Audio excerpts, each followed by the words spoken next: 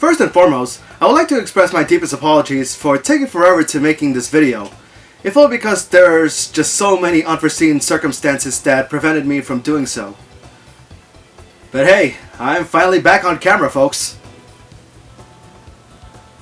After starting this marathon back in January, it's time to finish this marathon off for real. Nearly 14 years have all of us been waiting for Kingdom Hearts 3 to finally be released, and this past January, we finally got it. I swear to heaven that playing through all the games in the order that they were released was my own self-torturing session. Even worse than playing Mega Man X7. So let's step into battle one more time with my review of Kingdom Hearts 3.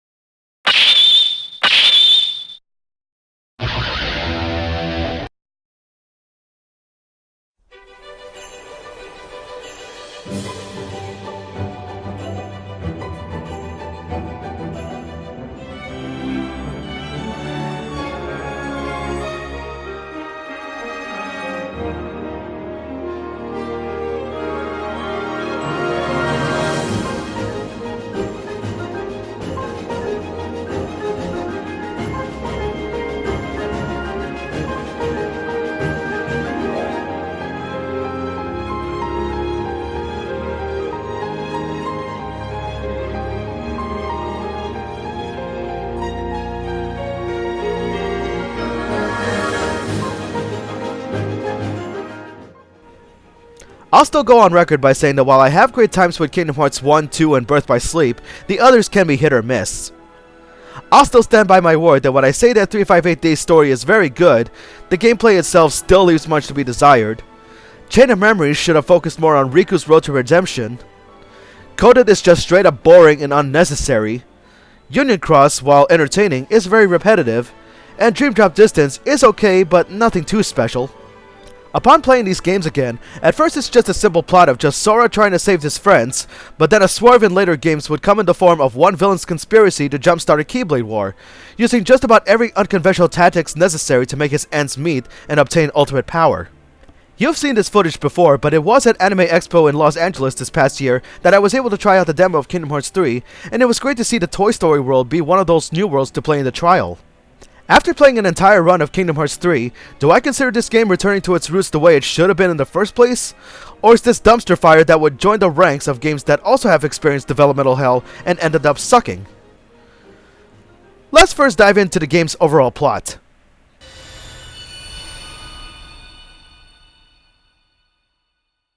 In the last game, Sora was almost made into one of Xehanort's vessels until Riku, Miki, and Axel managed to save him in the nick of time and brought him back from his comatose state, resulting in Riku named as a Keyblade Master.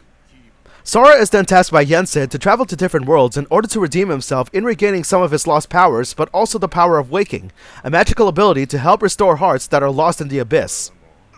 Simultaneously, Kairi and Axel are training to properly wield their Keyblades correctly before they would be called into action by Yensid. Sora decides to head over to Olympus first because who doesn't had enough of that world, but at least you can explore more of that world now, as the Colosseum is nowhere to be found.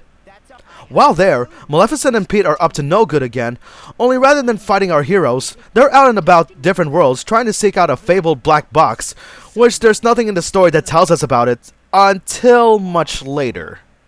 In the Dark World, Riku and Miki arrived in the Dark Coastline in hopes of finding Aqua, but instead attacked by a tornado of Shadow Heartless, and their rescue attempts have flopped as their Keyblades were destroyed and forced themselves to withdraw. Keyblade Masters? Yeah, right. No sooner did Sora arrive in Twilight Town, a gust of Heartless called Demon Tide started attacking, but after some endurance, it escaped.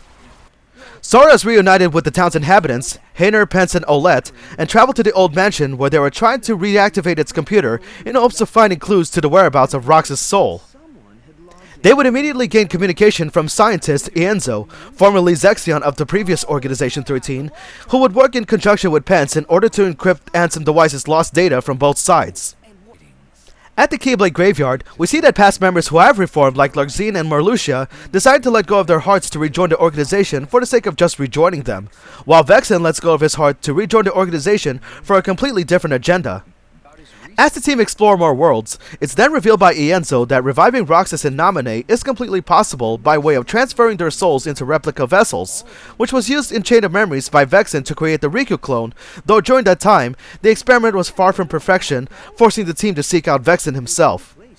In another part of the Dark World, Ansem the Wise, who was thrown into the realm following his sacrifice in Kingdom Hearts 2, looks after Aqua as she continues waiting for Sora and the team to rescue her. Kinda makes you wonder how they can survive for years without any sustenance to live. The Heartless Ansem appears to retrieve the real Ansem in order to force him to continue finishing his research for the organization's plans. Aqua attempts to save the real Ansem, but it was all in vain, as the real Ansem surrenders himself to the Heartless Ansem, but not before the latter infects her with darkness. Ansem the Wise was taken back to the old mansion, under Heartless Ansem's demands, in order to retrieve hidden data from his research, only to be distracted by Hainer and Pence, so that Olette can escape with Ansem the Wise. Hainer and Pence were also able to escape when a group of nobodies have isolated the Heartless Ansem. It turns out that the nobodies that helped the boys was an order issued by Vexen, who revealed that he had purposefully rejoined the organization to plant himself as a spy, so that he would rescue Ansem the Wise along with atoning for his own sins. In their second rescue attempt, Riku and Miki arrived at the Dark Coastline, only for them to suck once more by the Heartless Tower. Seriously, if they're Keyblade Masters, why is it the only thing they're good at is sucking?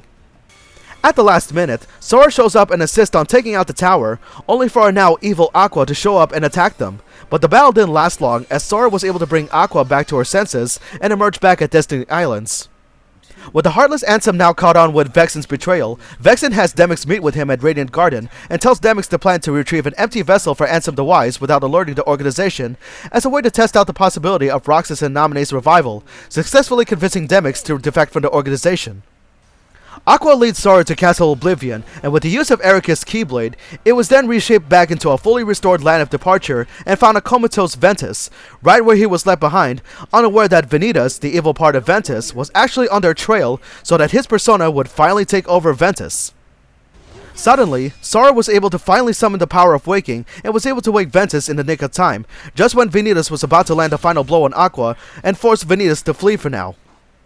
The team arrived for the final match against Organization 13 by first seeking so much heartless nobodies and unversed against our heroes, only for all of them to get their butts killed, and even Sora to an extent, and his soul was then sent to an endless sky world called the Final World, where his soul is greeted by Chirithy from Unicross if you learn the story of the game, and Sora's soul would also encounter Naminé's soul as well. After regaining all parts of his soul, Sora dives into fake versions of each world in order to use the power of waking and defeat the Lich, so that he can regain back his lost allies, including Riku and Miki, because they prove once again that as Keyblade Masters, they're only good for sucking. Just so we're clear, while Riku and Mickey Mouse are good characters and are capable Keyblade wielders, their characterizations have been nerfed somehow, making them look weak. Yes, characters will always have those coming-of-age moments, but if Nomura really wants people to like his characters, he really needs to put more effort into making them people that we can relate to, not someone who's immediately discarded. After saving the last heart, young Xehanort gives a warning to Sora about his use of the power of waking and what consequences he'll get from doing so.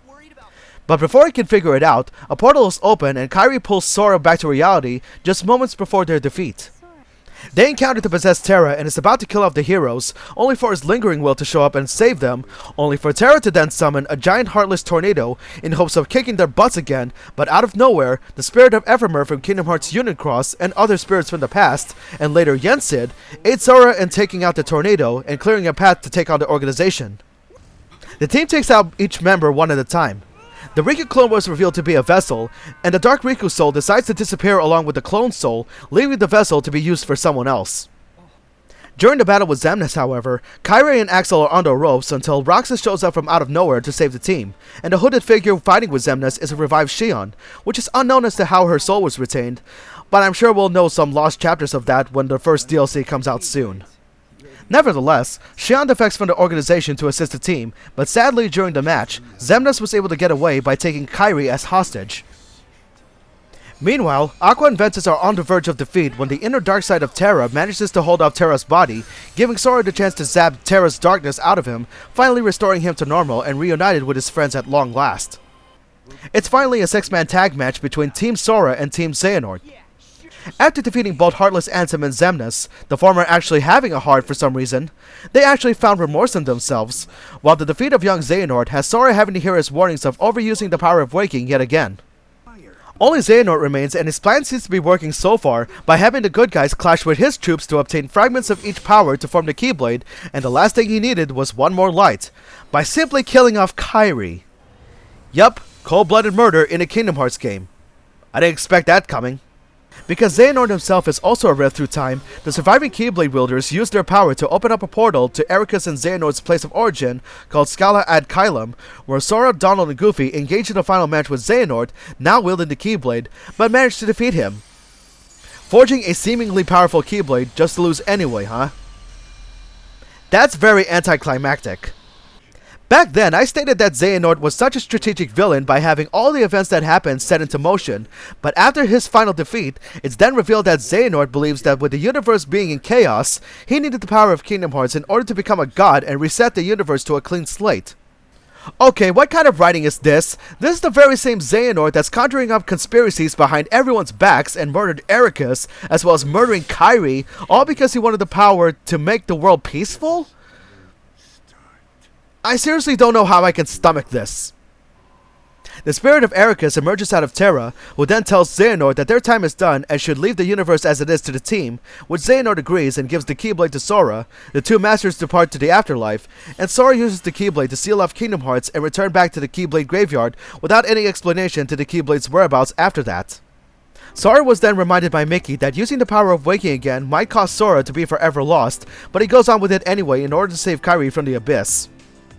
The Disney characters have returned to their world, Naminé is now a living being, the Twilight Six has become 7 with the now reformed Saïx, the 3 Knights now managing the Land of Departure on Ericus' behalf, and a celebration on Destiny Islands, albeit very grim, because after rescuing Kairi from the abyss, Sora then disappears.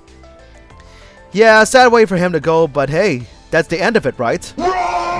Instead, we get an unexpected swerve because back at the Keyblade Graveyard, it's revealed that Sigbar survived the Keyblade War and summons 4 of the 5 surviving foretellers from back cover, revealing that he's the Master's 6th apprentice named Lushu, who's using Sigbar's body as a vessel, and with him is the mysterious black box in which Maleficent and Pete have been after the whole game, and nothing else is explained after that.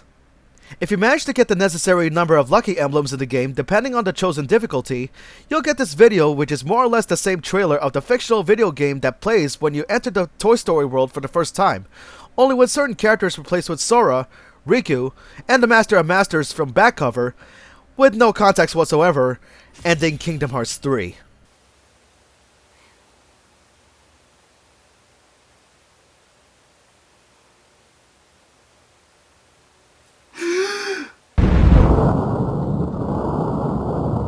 Ooh, that's gotta hurt.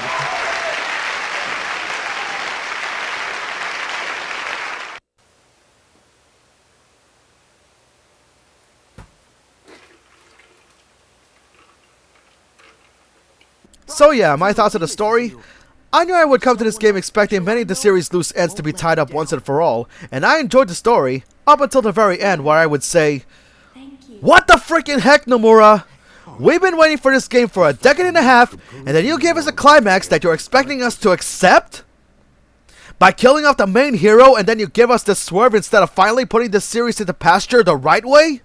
Since the chances of a Kingdom Hearts 4 being a high possibility, I guess Nomura and team must have tapped into their inner Liquid Snake from Metal Gear. It's not over yet! Now don't get me wrong, and to be fair, Nomura is a good designer, he really is, but the gripes I've had with him from the start is that he's known for pushing the envelope way more times than necessary as a result of him pushing back each and every release date because he would be constantly give his games so much padding.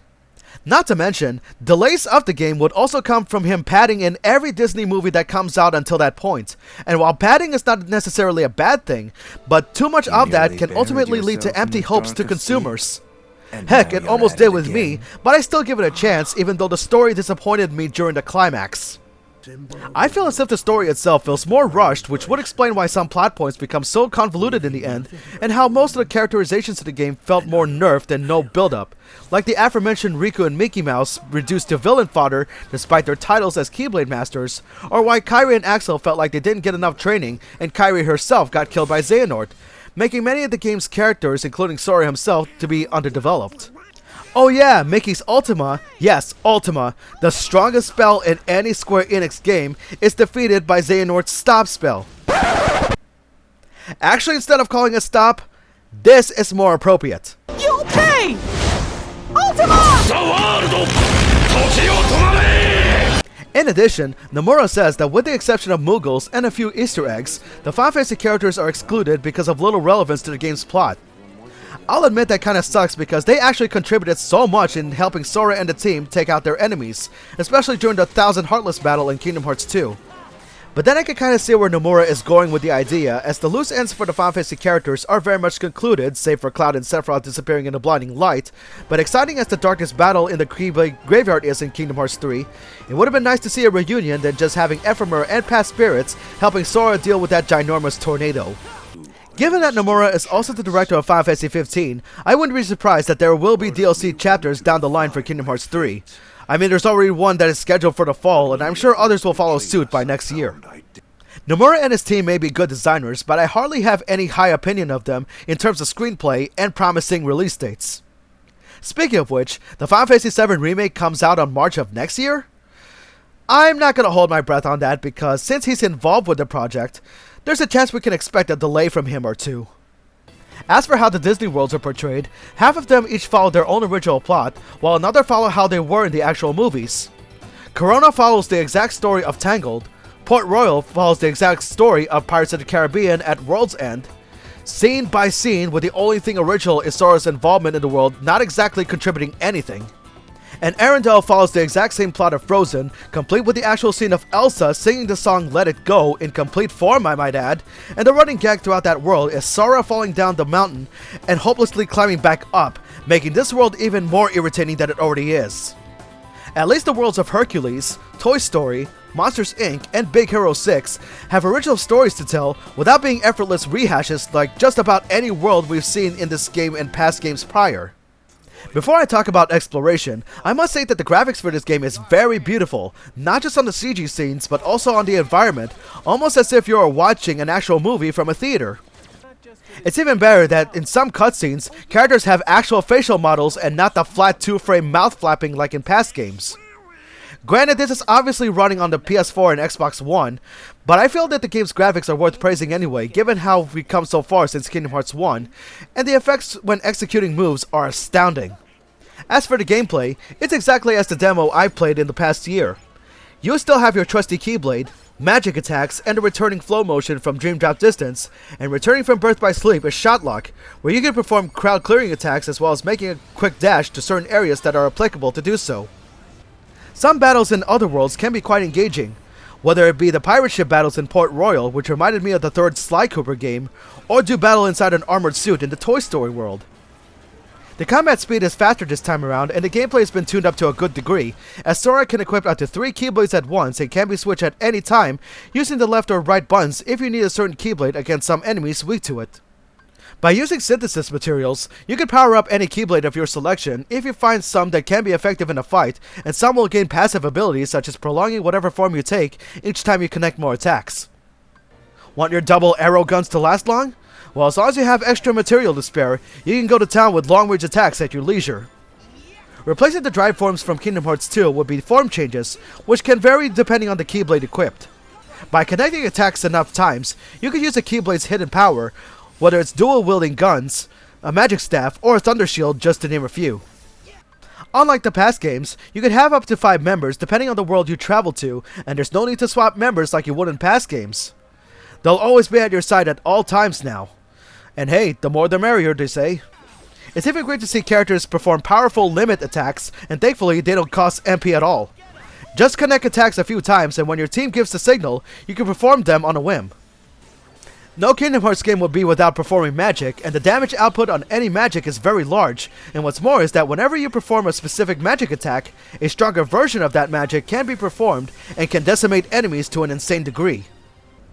You can also summon links, such as the Dream Eater from Dream Drop Distance, or other Disney characters to assist in battle, whether it be frying the vicinity with Simba, or wreck stuff with Wreck-It Ralph, though it was a missed opportunity for them to create a world for him. Another battle mechanic is that by attacking certain targets, you can also summon various Disney attractions like a pirate ship, a laser blaster pod, or a magical carousel, just to name a few, and believe me, you'll find yourself using these rides very often. Which kinda makes this game so easy to play, even when playing on Proud Mode, which was the highest difficulty at the time before the latest update. Sure, there will be instances where I can get my butt killed, but even then, it doesn't take long to understand the patterns of these enemies right away, and you can even buy a Moogle coin for cheap, which grants you auto-revival and jump back into the match immediately.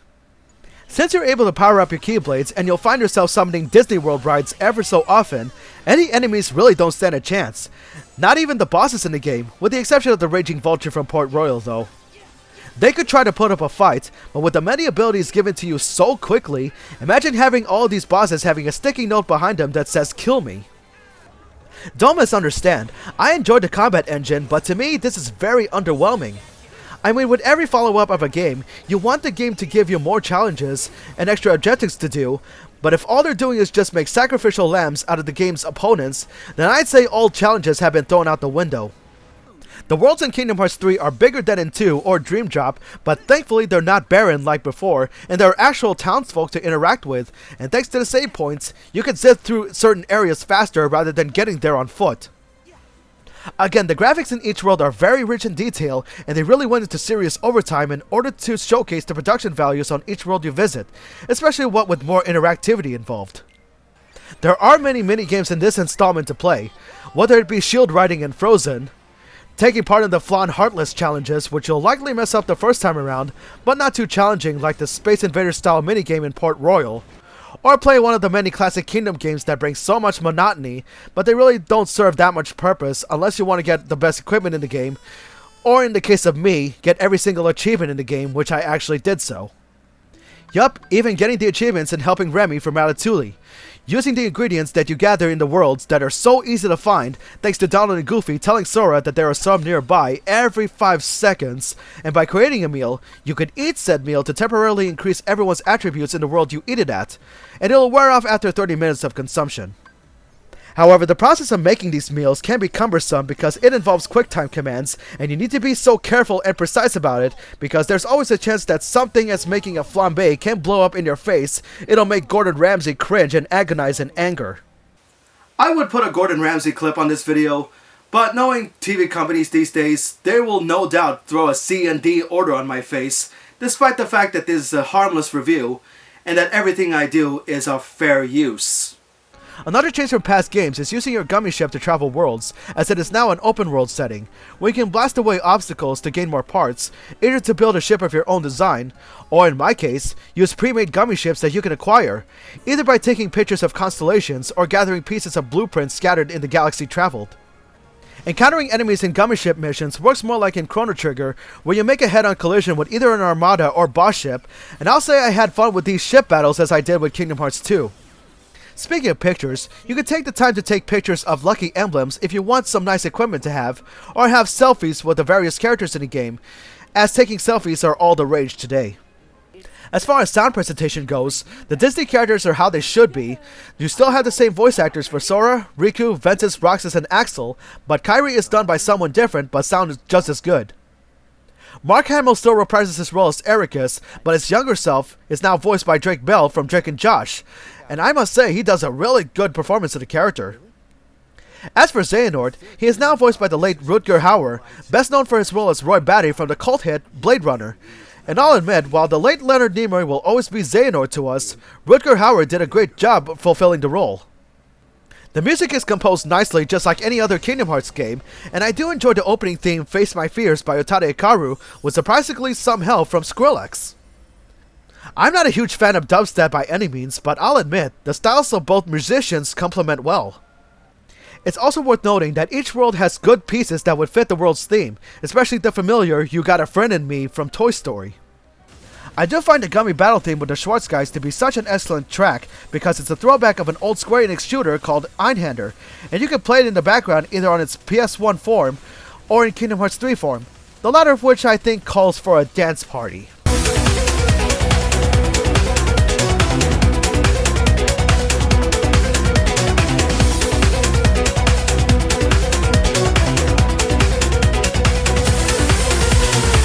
It goes without saying that after waiting a decade and a half for this installment, after all the side stories that would tie up all the loose ends, Kingdom Hearts 3 is somewhat of a disappointment.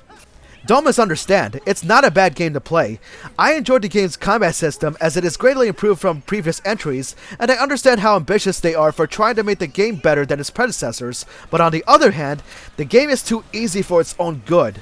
As mentioned that even the game in Proud Mode isn't too challenging. Not even the secret battle gates, which serve as the game's Coliseum matches, are that threatening because by that point, you've already reached maximum level and got the best equipment prior. As a story-driven gamer, it's this game's story that really brought it down for me. It really wasn't so bad when going through the first few worlds, but as it drags on, it brought about unexpected swerves rather than either give us explanations or just outright ending this whole series after, again, making us wait for this game for a decade and a half. Honestly, I find Kingdom Hearts 2 and Birth by Sleep to be the better games as the challenges they provide have the correct difficulty curve, more versatility in combat without being too easy, their respective stories are told better, and it has you coming back to them with all the activities that are much better to take part on. Kingdom Hearts 3, while beautiful in terms of music, graphics, and at least 90% of its combat system, everything else in this game feels very underwhelming. I know I'll get many haters for this, but I'll give this game no more than an 8. The game itself still feels fun to play with, but I feel like with all the game's delays in production, you'd think the company would have done more than give us a payoff that is at best lackluster. In my previous video, I said that hopefully I will end the Kingdom Hearts marathon with a bang. I will say, however, that while I have no problem investing so much time into playing Kingdom Hearts 3, especially when I have some fun time laying the smackdown on any heartless, nobody, or unversed that I come across, at the end of the day, its overall presentation is not exactly what myself or anybody else would have expected. Knowing Square Enix, most likely there will be a Final Mix version of this game later down the road. And with the future DLC, hopefully those will change our opinions of the game a bit. Sure, this game is successful on sales, yes, but if you're planning on playing Kingdom Hearts as a whole, it's better if you play through all the games in the order they're released, followed by this game for last. And if you're planning on playing this game, well, it's either you rent it first, or just wait for a price drop.